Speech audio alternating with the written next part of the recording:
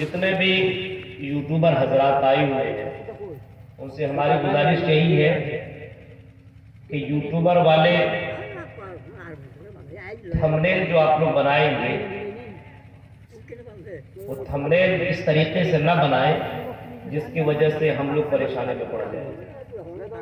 Simple طریقے سے آپ تھمبنیل بنائیے، جس موضوع پہ جو عالم نے تقریر کیا اسی موضوع کو آپ لکھیے، ورنہ کچھ لوگوں کو میں دیکھتا ہوں کہ جو باتیں میں نے کہی بھی نہیں ہے اس کو لوگوں نے لکھ دیا ہے، اور کبھی کبھی کچھ جگہوں پہ بغل میں مودی کو بٹھا دیا ہے، کبھی کبھی یوگی کو بٹھا دیا ہے، کبھی کبھی گندی لڑکی کو بغل میں بیٹھا دیا ہے، اور تھمبنیل میں ایسے میں ڈال دیتا ہے، جس کی وجہ سے باقاعدہ بہت سی جگہوں پہ فون آتے ہیں کہ مولوی صاحب آپ ہی کا یوٹیوبر ہے کیا؟ حالانکہ اس یوٹیوبر سے ہم سے کوئی مطلب نہیں ہے۔ اس وجہ سے آپ لوگ اس یوٹیوب کو سمجھ کر کے آپ لوگ چلائیے، اس کے بارے میں بھی اللہ کی جواب دینا پڑے گا۔ میں نے آپ کے سامنے قرآن کریم کی ایک آیت کریمہ آپ کے سامنے تلاوت کی، اس آیت کریمہ کو سمجھنے کی کوشش کیجیے۔ آج ہم ایک دوسرے کو جب دیکھتے ہیں، صبح سے لے کر کے شام تک آدمی کماتا ہے، محنت کرتا ہے، دوڑتا ہے، بھاگتا ہے، لیکن پھر بھی پریشان نظر آتا ہے۔ بینک بیلنس بہت زیادہ ہے، گھر مکان اچھا ہے، لیکن اس کے باوجود اس کی زندگی میں چین نہیں، آرام نہیں، سکون نہیں، بے چینی کی زندگی کاٹ رہا ہے۔ کارن کیا؟ ہمارے گھروں کے اندر سکون کیوں نہیں ہے، آرام کیوں نہیں ہے؟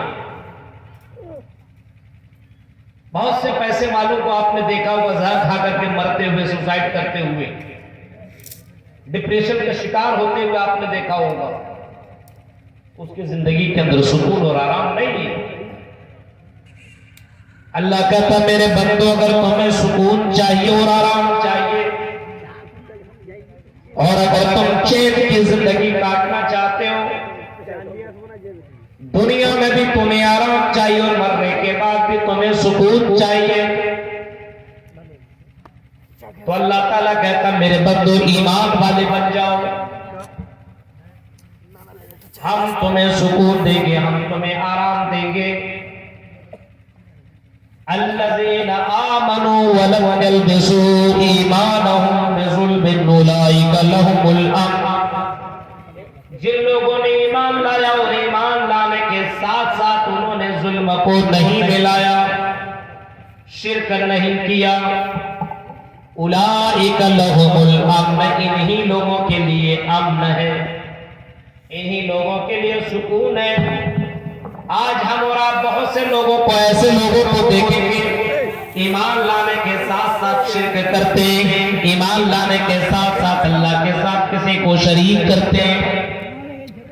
شادی ہو گئی ہے، اب شادی کے بعد بیٹا بیٹی نہیں ہو رہا ہے، کئی بڑے بڑے عالم نے باقاعدہ تقریر بھی کیا ہے، بیٹا بیٹی دینے والا ایک ہی ذات ہے، بیٹا بیٹی دینے والی ذات سے اللہ تعالیٰ کی ہے، جسے چاہتا بیٹا دیتا ہے، جسے چاہتا بیٹی دیتا ہے، اور جسے چاہتا دونوں ملا کر کے دیتا ہے۔ یخلق ما یشاء یہب لمن یشاء اناثا، یہب لمن یشاء اناثا ویہب لمن یشاء الذکور او یزوجہم ذکرانا واناثا، جسے چاہتا بیٹا بیٹی دونوں دیتا ہے، جسے چاہتا صرف بیٹا ہی دیتا ہے، اور جسے چاہتا صرف بیٹیاں ہی بیٹیاں عطا کرتا ہے۔ وَيَجْعَلُ مَن يَشَاءُ عَقِيمًا، اور جسے چاہتا باج رکھ دیتا ہے۔ سارے دنیا کی طاقت مل کر کے اسے اولاد دینا چاہے تو اولاد بھی نہیں دے سکتی ہے۔ مولویوں سے، علماء سے تقریریں بھی سنائے، لیکن کسی کٹ ملا نے اسے بتا دیا فلاں بابا کے پاس جا اور وہاں پہ جا کر کے فلاں بابا کی تعویذ پہن لے، تیرے یہاں بیٹا بیٹی ہو جائے گا۔ اس نے بڑے بڑے سلفیوں کی تقریریں سنی ہیں، مدنیوں کی تقریریں سنی ہیں، قرآن و حدیث کے اندر یہ باتیں سنی ہے، لیکن عقیدہ اتنا کمزور ہے کہ فلاں بابا کے پاس چلا گیا، فلاں کٹ ملا کے پاس چلا گیا اور 50 روپے کی تعویذ اس نے باندھ دی اپنے بیوی کے گلے پہ۔ اے میری بیوی تو مایوس مت ہو، بیٹا بیٹی اس تعویذ سے تمہیں ملے گا کیونکہ فلاں بابا نے یہ تعویذ دیا ہے۔ کتنا کمزور عقیدہ ہے، غور کیجئے۔ الذین آمنوا ولم یلبسوا ایمانہم بظلم اولئک لہم الامن، جن لوگوں نے ایمان لایا اور ظلم کو نہیں ملایا، شرک کو نہیں ملایا، انہی لوگوں کے لیے شانتی ہے، انہی لوگوں کے لیے امن ہے، انہی لوگوں کے لیے سکون ہے۔ میرے بھائی ذرا غور کرو، اپنے یہاں ایسا ہو رہا ہے، بہت جگہوں کے اندر باقاعدہ بیٹا دینے والا الگ بابا ملے گا تو بیٹی دینے والا الگ بابا آپ کو ملے گا۔ یہ تعویذ لے لو تو برکتیں آئیں گی، دکان کے اندر لٹکا دینا، تیری دکان کے اندر برکتیں بڑھ جائیں گی۔ ایسے بھی لوگ آپ کو ملیں گے اور ان لوگوں کے پاس جا کر کے یہ نہ جاننے والے لوگ ان کے بہکاوے میں آ جاتے ہیں اور باقاعدہ تعویذ لے کر کے اپنے اپنے دکانوں میں بنوا دیا کرتے ہیں۔ میرے بھائیوں غور کرو، قرآن کریم میں بہت سارے واقعات کو ذکر کیا ہے۔ حضرت زکریا علیہ السلام کا بھی واقعہ قرآن کریم کے اندر موجود ہے، حضرت ابراہیم علیہ السلام کا بھی واقعہ موجود ہے۔ 80-90 سال تک کوئی اولاد نہ ہوئی، 80-90 سال تک، لیکن میرے بھائیوں اگر مانگا تو کس سے مانگا؟ اللہ رب العالمین سے مانگا۔ حضرت زکریا مانگ رہے ہیں، حضرت زکریا جب مریم علیہ السلام کو حضرت زکریا نے دیکھا بغیر موسم کے پھل ان کے سامنے حاضر ہے، تو زکریا علیہ السلام نے اپنے اس بیٹی سے جس کی کفالت حضرت زکریا کر رہے تھے پوچھتے ہیں، اے میری بیٹی یا مریم انا لکی ھذا، اے مریم نے بتاؤ تمہیں یہ پھل لا کر کے کس نے دیا ہے، کون لا کر کے تمہیں یہ پھل دیتا ہے؟ حضرت زکریا کو جواب مریم دیتی ہے، اے میرے خالو، اے میرے سرپرست، انا لکی ھذا، یہ پھل ہمیں لا کر کے کون دیتا ہے؟ قالت هو من عند اللہ، یہ اللہ کی طرف سے یہ پھل لاتے ہیں، یہ اللہ ہی دینے والا ہے، بغیر موسم کے پھل اللہ ہی مجھے عطا کر رہا ہے۔ حضرت زکریا سے یہ بھی وہ خاتون لڑکی جواب دیتی ہے، ان اللہ یرزق من یشاء بغیر حساب، اللہ جسے چاہتا بغیر حساب کے روزی عطا کرتا ہے، جس کی یہاں کوئی لیمٹ نہیں ہے۔ حضرت زکریا 80 سال کے ہو چکے ہیں، جب دیکھا کہ بغیر موسم کے پھل اللہ تعالیٰ عطا کر سکتا ہے تو مجھے بھی تو اولاد عطا کر سکتا ہے۔ میں بوڑھا ہو چکا تو کیا ہوا، میری بیوی بوڑھی ہو گئی ہے تو کیا ہوا، کسی بابا اور کسی درگاہ میں نہ گئے، کسی قبر والے کے پاس نہ گئے۔ حضرت زکریا علیہ السلام نے اللہ کو پکارا، هنالک دعا زکریا ربہ، قال رب هب لي من لدنك ذرية طيبة إنك سميع الدعاء۔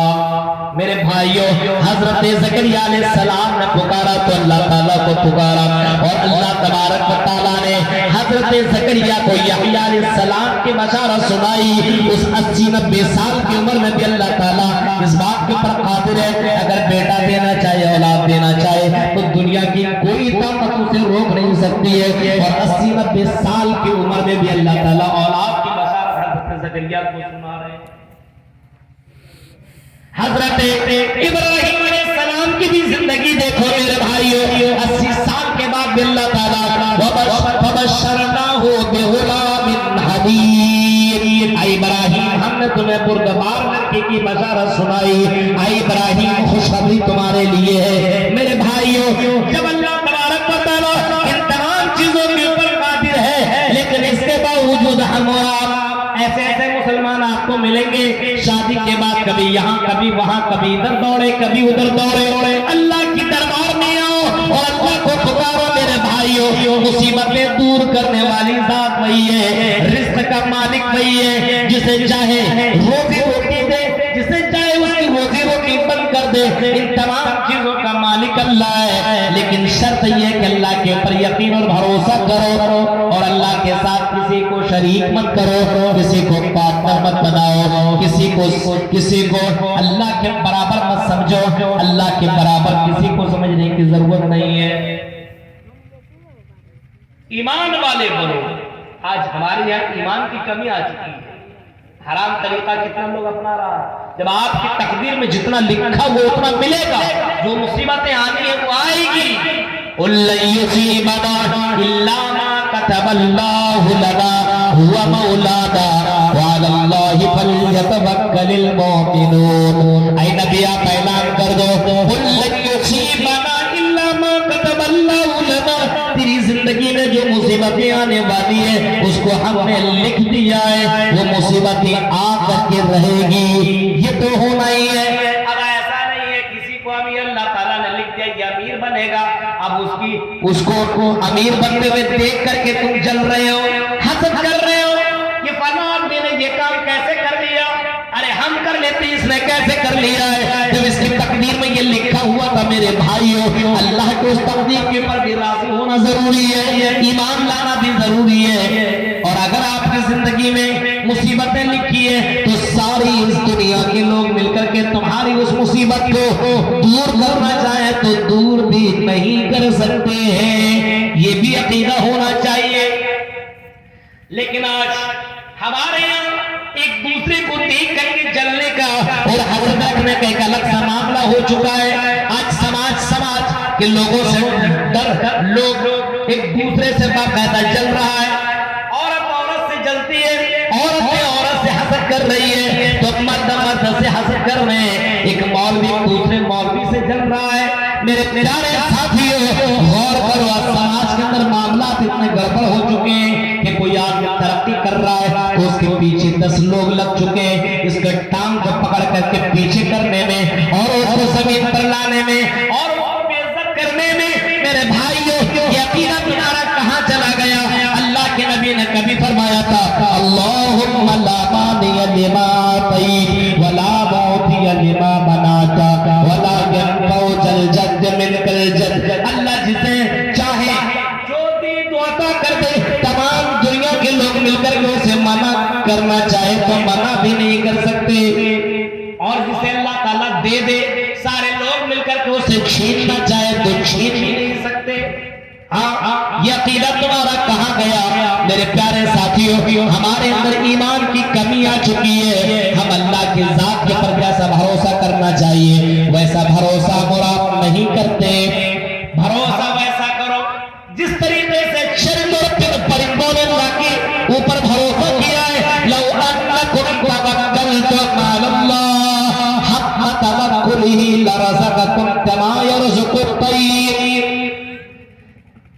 لو انکم توکلتم علی اللہ حق توکلہ، جس طریقے سے اللہ کی ذات پر بھروسہ ہونا چاہیے، اگر تم ایسا بھروسہ کرنے لگو تو اللہ تعالیٰ جیسے چرندوں اور پرندوں کو روزی روٹی عطا کرتا ویسے تمہیں بھی روزی روٹی دے گا۔ جیسے صبح و شام آپ دیکھیے، رات میں چرند اور پرندہ اپنے گھونسلے میں سو جایا کرتے ہیں اور صبح کے وقت جب اٹھتے ہیں اور جب وہاں سے نکلتے ہیں ان کے پیٹ خالی ہوتے ہیں، پیٹ کے اندر کوئی دانہ نہیں ہوتا ہے، اپنے بچوں کے لیے کھانے کے تلاش کے لیے وہ نکلا کرتے ہیں، اور جب اپنے گھر سے اپنے گھونسلہ چھوڑ کر کے وہ نکلتے ہیں، اللہ تبارک و تعالیٰ ان کو روزی روٹی فراہم کرتا ہے، اور شام کے وقت جب وہ واپس اپنے گھونسلے میں آیا کرتے ہیں تو ان کا پیٹ بھرا رہتا ہے۔ اللہ کے نبی صلی اللہ علیہ وسلم فرماتے ہیں، ذرا دیکھو یہ بھروسہ اللہ پر کر رہے ہیں تو اللہ تعالیٰ انہیں روزی روٹی عطا کر رہا ہے، اگر تم اللہ پر بھروسہ کرنے لگو تو اللہ تبارک و تعالیٰ تمہیں بھی روزی روٹی دے گا، لیکن حرام کے قریب مت جاؤ، روٹی دے گا۔ جب اللہ سمندر کی مچھلیوں کو ایک مچھلی اتنی بڑی بڑی ہے یہ 1000 کلو گوشت، تو میرے بھائیوں کیا اللہ تبارک و تعالیٰ تمہیں 2 روٹی نہیں دے سکتا ہے؟ کیا تمہاری زندگی کو اللہ تعالیٰ گزارنے کے لیے کافی نہیں ہے؟ حالانکہ اللہ تبارک و تعالیٰ تمہارے روزی روٹی کا